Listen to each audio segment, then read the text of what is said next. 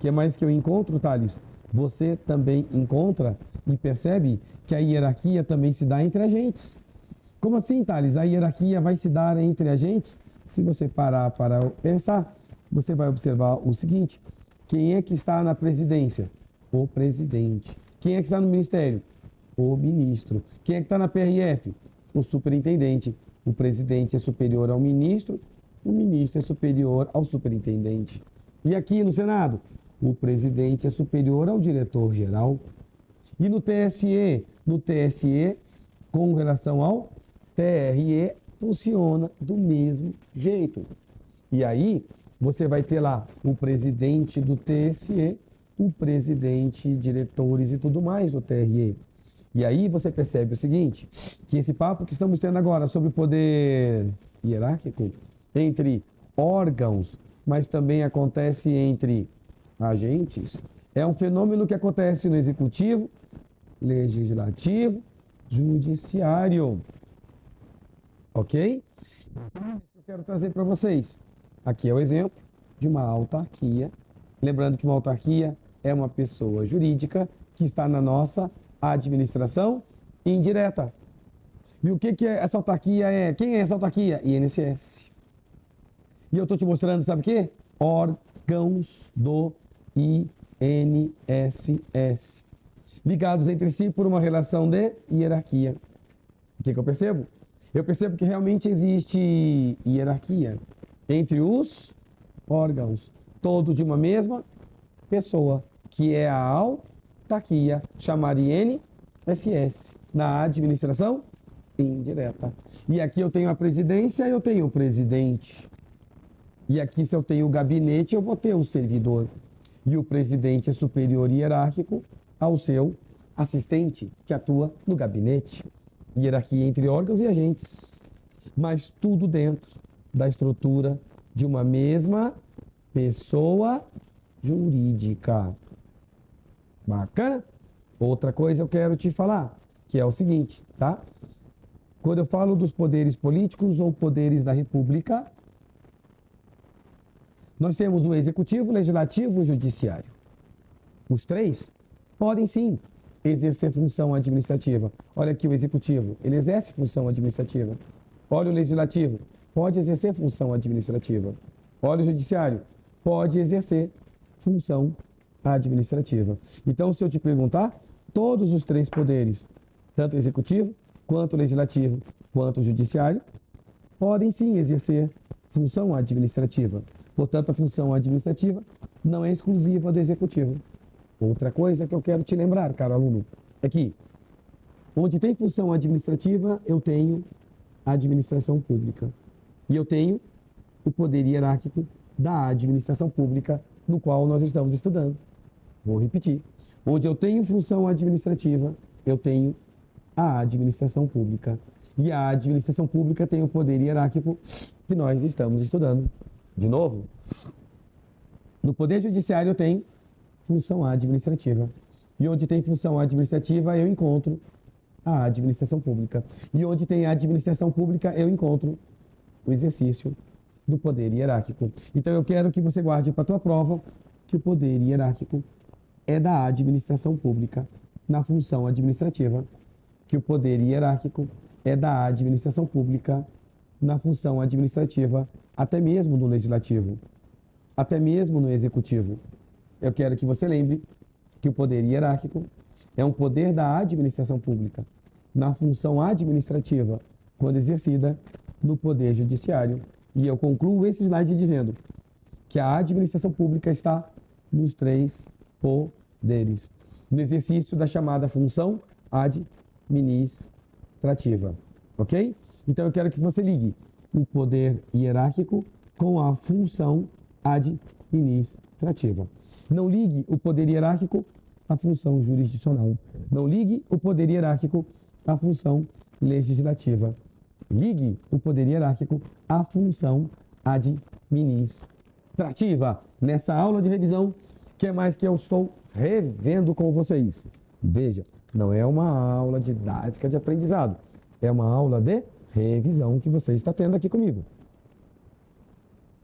Você tem, dentro dessa situação de hierarquia, algumas consequências. São elas. Onde tem hierarquia, uma das coisas que vai acontecer é o seu superior, com certeza, ele vai te dar ordens. E você vai ter um dever de obedecer às ordens do superior hierárquico. Só não vai obedecer se elas forem manifestamente ilegais. Então, se o seu superior hierárquico vira para você e fala assim: fulano, hoje é teu primeiro dia de trabalho, entra na cela 14 e tortura o preso. Essa é uma ordem que fere frontalmente a Constituição Federal. E eu já te falei que, embora você tenha o dever de obedecer às ordens do seu superior hierárquico, você não vai obedecer se a ordem for manifestamente. O que é isso? Claramente, flagrantemente, evidentemente ilegal. Que é o caso aqui desse exemplo que eu te passei. Portanto, não obedeça a ordem manifestamente ilegal. Onde tem hierarquia, rola autotutela, que eu vou deixar para te explicar lá no capítulo de atos administrativos, que é onde a administração pública faz anulação de seus próprios atos, revogação de seus próprios atos e a convalidação de seus próprios atos. Onde tem hierarquia, rola delegação. Thales, resume para mim em pouquíssimas palavras o que é delegação. Tudo bem, já que você pediu, anota no seu material. Delegação significa #faz você. Hã? Não entendi, Thales. #faz você. Vamos anotar isso? Coloque aqui no seu material. Delegação significa #faz. Eu vou botar faça, né? Vou botar faz você. Significa o seguinte: eu sou o seu chefe. Eu tenho uma certa competência para fazer alguma coisa, mas eu não vou fazer. Sabe por quê? Vou passar para você fazer no meu lugar. Então eu transfiro para você. O nome disso é delegação de competências. Você vai executar no meu lugar uma competência que é minha. Nome disso? Delegação de competências. Muito bem. E onde tem hierarquia, rola a avocação de competências. Thales, já que você resumiu delegação, resume a vocação. A vocação é deixa que eu faço no seu lugar. Thales, traduz essa vocação. Galera, avocar é atrair para si. Funciona assim. Ó, eu vou pular esse slide, porque esse aqui é sobre autotutela. Não vamos trabalhar hoje, deixemos para atos administrativos. Eu vou trabalhar com você outra coisa. Aqui é sobre delegação. Sobre delegação, que eu vou deixar para outro momento, para outra aula. Tá? Aqui eu tenho só um detalhe que eu acho que vale a pena, pode ser cobrado na tua prova, é o seguinte. Lembra que eu acabei de falar sobre delegação, que significa #faz você. O chefe, que é o delegante, está passando para o subordinado hierárquico, que é o delegado. Mas se tua banca perguntar, pode o delegante, que é quem tem a competência, fazer uma delegação para alguém que não é seu subordinado? Se esse alguém aceitar, pode. Delegação não é exclusivo de uma relação hierárquica entre as partes. Delegação pode existir entre partes, mesmo não havendo hierarquia entre elas, tá? E sobre a vocação, galera, avocar é atrair. É puxar para si. Então, na hora que eu te digo que o A é o superior, o B é o subordinado, o A, por exemplo, é a presidência da República. O B é um ministério. Eu sei que a lei atribui competências para o ministério. Eu sei que, portanto, o ministério é o titular, é o dono é o proprietário da competência. Por quê? Porque foi dada pela lei. Então eu sei que o B tem que executar, tem que botar a mão na massa, tem que cumprir, tem que executar. Sim, em tese sim. Só que embora o B é o titular e tem que executar, titular por quê? Porque a lei deu para o Ministério a competência. Não vai conseguir, o B não vai conseguir executar. Por quê, Thales? Porque houve uma vocação. Avocar é atrair. Então o A, que é o superior hierárquico, ao atrair, não vira o titular. Por que o A não vira titular? Porque a lei deu para o B. Então o que o A vai fazer? Só vai botar a mão na massa, só vai executar. Executar o quê? A competência. Que competência? Que foi dada para o B. Por quem? Pela lei. Então o A só vai executar, botar a mão na massa. O nome disso, avocação. Hashtag deixa que eu faço no seu lugar. Quero te lembrar umas coisas sobre a vocação. É um ato discricionário, conforme já te expliquei, discricionário hoje. Não é a regra, pessoal, é a exceção, tá? É a exceção. O que mais, Thales? Motivos importantes. O que é importante? Relevantes. Justificados. E temporários, cobram muito essa na prova, temporário. Então, toda vocação é temporária e toda vocação é sempre dentro de uma relação hierárquica. Lembra que eu falei agorinha sobre delegação, hashtag faz você? E eu te falei que a delegação pode ser dentro de uma relação hierárquica ou fora. Tá lembrando do desenho mental? A vocação, sempre dentro de uma relação hierárquica, eu só posso atrair para mim uma competência, a execução de uma competência que é de meu subordinado. Bacana? A vocação é sempre dentro de uma relação hierárquica. Próximo poder da nossa revisão de hoje é o poder disciplinar, que eu costumo dizer que serve para dois A's. Serve para a administração apurar infrações e aplicar penalidades. Pronto, é para isso que ele serve. Como que ela vai apurar a infração? Vai abrir um procedimento administrativo. Quando eu falo que ela vai abrir um procedimento administrativo, é gênero, pessoal. Procedimento pode ser um PAD, um processo administrativo disciplinar, pode ser uma sindicância. Não importa agora entender qual é a diferença entre um e outro. Mas saiba que para apurar uma infração tem que abrir um procedimento, PAD ou sindicância, por exemplo, e tem que garantir contraditório e ampla defesa. Thales, por que você falou que tem que garantir o contraditório e ampla defesa? Porque é uma exigência constitucional do artigo 5º, inciso 55 da sua Constituição Federal. Lá é que diz, aos litigantes que estão em litígio e aos acusados em geral, são resguardados os direitos ao contraditório e à ampla defesa, tá bom? Muito bem. Feito isso, o que mais que eu quero te dizer? Que o poder disciplinar é sobre quem? Eu posso pensar de uma maneira genérica que o poder disciplinar é sobre quem? É sobre todos aqueles. É sobre todos aqueles que se sujeitam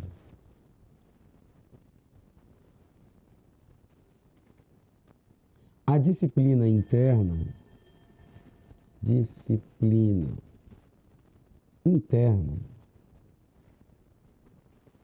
da administração. É sobre todos aqueles que se sujeitam à disciplina interna da administração. Então, olha só, nessa revisão aqui, o que eu quero ver com você? Quem, Thales, que se sujeita à disciplina interna da administração? Pessoas que têm um vínculo específico funcional com ela. Thales, quem são pessoas que têm um vínculo específico funcional com ela? Os agentes públicos. Vê se você concorda comigo. Os agentes públicos, vê se você concorda, eles se sujeitam à disciplina interna da administração onde eles trabalham. Por exemplo, um agente público do TRE está sujeito à disciplina interna do TRE de ser demitido, suspenso ou advertido. Um agente público da Polícia Penal está sujeito a ser advertido, está sujeito a ser suspenso, está sujeito a ser demitido. da Polícia Penal, porque ele se sujeita à disciplina interna dessa sua administração, certo? Então, quem está sujeito ao poder disciplinar? Todos aqueles que se sujeitam à disciplina interna. Estou falando dos agentes públicos, porque eles têm um vínculo específico funcional com a administração onde eles trabalham. Só que não para aí. Você tem que tomar cuidado com o que vem agora. O poder disciplinar, ele pega também quem tem um vínculo específico contratual com a administração. Então, aqui não estou falando exatamente de agentes públicos. Aqui eu posso estar falando, sabe de quem? Aqui eu posso estar falando do seu Zé. O seu Zé está aqui, ó.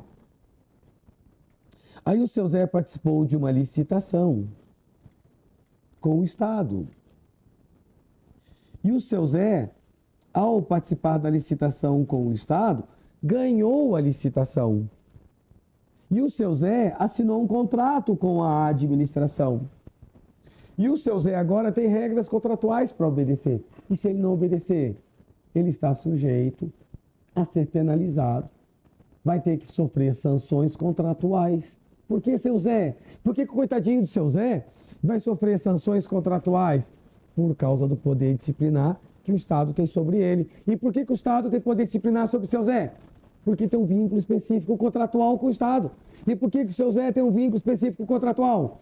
Porque o seu Zé participou de uma licitação, ganhou e assinou o contrato. Se comprometeu a fazer isso, isso e aquilo e não fez. O poder disciplinar pega o seu Zé, vão apurar a infração e vão aplicar a penalidade sobre o seu Zé. Galera, e não para aqui. Então veja, o poder disciplinar não pega só quem tem um vínculo funcional, que são os agentes. Não pega só quem tem um vínculo contratual e a tua banca para perguntar isso aqui é facinho. Então, por exemplo, ela vai pegar aqui uma PJ da iniciativa privada que tem um contrato com a administração e descumpriu.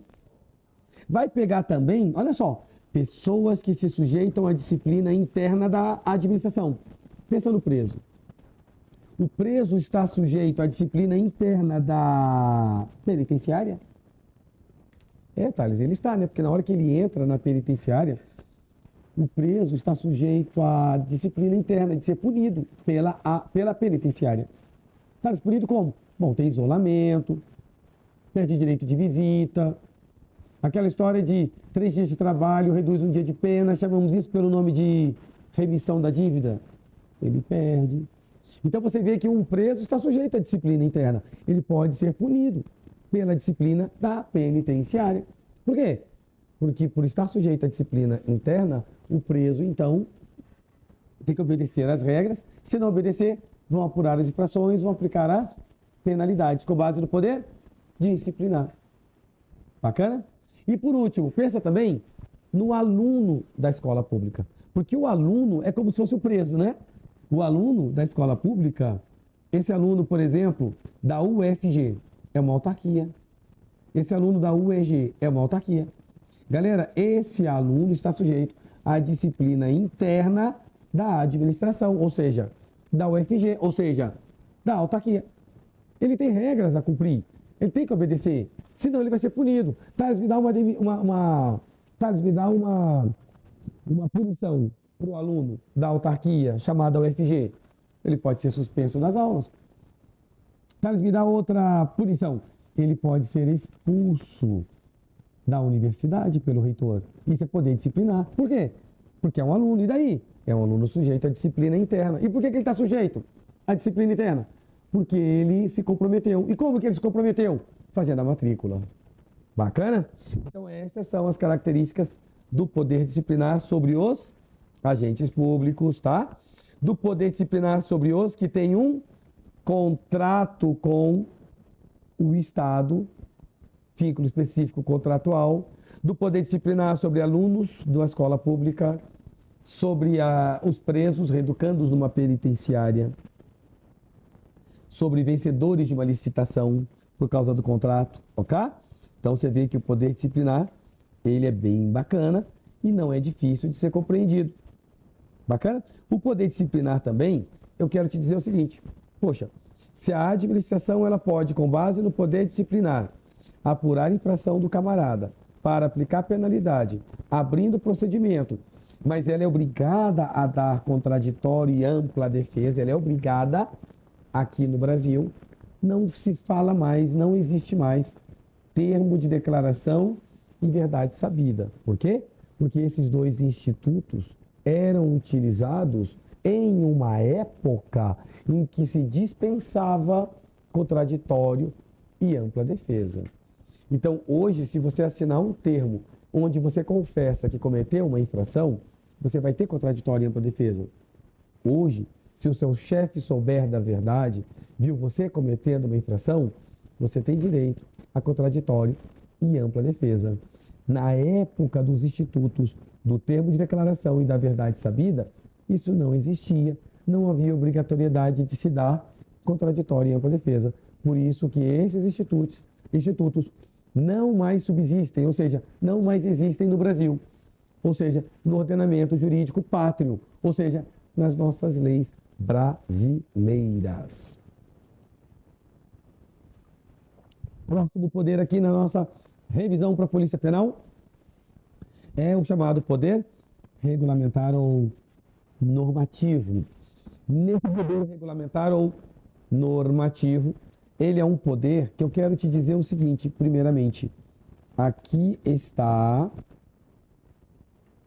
a chamada pirâmide de Kelsen, certo? Na pirâmide de Kelsen, a Constituição está sempre lá no topo. Abaixo da Constituição, eu tenho as leis.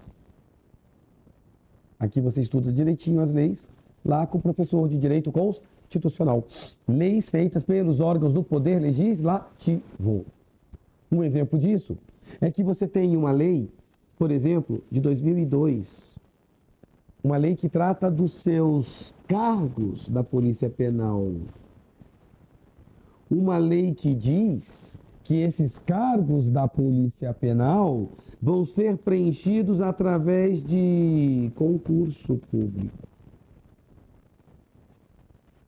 Uma lei que traz algumas diretrizes. Só que essa lei não traz detalhes do concurso, porque a lei não vai trazer todos os detalhes de todos os concursos que virão dali para frente. Aí é que entra a figura do chefe do executivo. Quando eu falo chefe do executivo, presidente, governador e prefeito. Mas aqui nessa aula eu estou te dando o exemplo do governador. Onde foi feita uma lei estadual de Goiás de 2002, tratando dos cargos da Polícia Penal.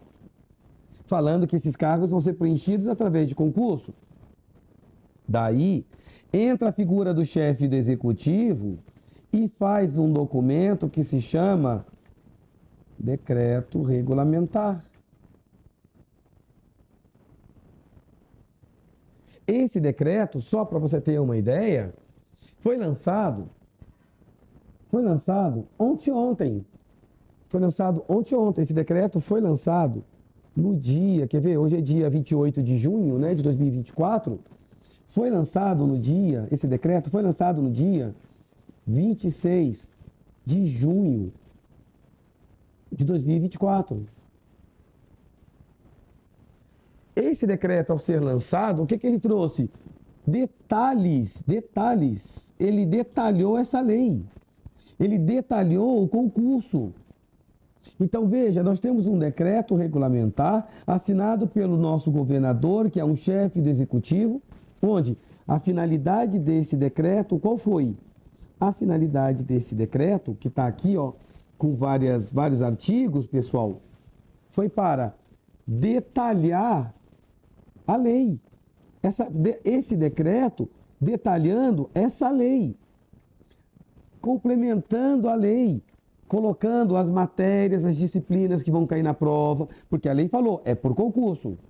Então, o decreto está falando quais são as disciplinas para esse concurso. Inclusive, colocou o nosso direito administrativo dentro das específicas. Significa que o peso é 2. Então, tudo que você está revendo nessa aula de hoje vale dobrado. E aí, eu quero te dizer que o concurso, a lei foi detalhada, complementada, explicada pelo decreto que veio depois. A lei é primária, vem primeiro, o decreto vem depois. A lei é que trouxe direitos e obrigações. A obrigação de ser através de concurso público. Então, a lei traz direitos e obrigações. Então, quando uma lei traz direitos e obrigações, que é o que ela faz, nós falamos que ela inova no ordenamento jurídico. Ela inova. É ela que trouxe direitos e obrigações. Obrigação de entrar através de concurso público. O decreto ele veio e ele não vai inovar, porque quem inova é a lei, ele não inova. Ele veio disciplinando, trazendo detalhes, explicando, regulamentando, detalhando a lei. Thales, e quando ele faz isso, é com base no quê? No 84, inciso 4. Thales, ele pode delegar? Pode o governador delegar para o secretário estadual? Não. Essa competência do 84.4 para fazer esse decreto com os artigos, com base no poder regulamentar ou normativo, não se delega. Por quê? A Constituição não permite. A Constituição fala que essa competência ela é privativa do chefe do executivo. De forma que ele não vai delegar para um secretário ou presidente para um ministro. Inova? Não, porque eu te falei que quem inova é a lei. O decreto não inova, ele só complementa a lei. Thales, qual que é o nome desse decreto? Está aqui os apelidos para você estudar, revisar.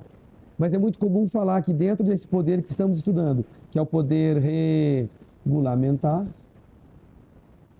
a figura do chefe do executivo vai poder expedir decretos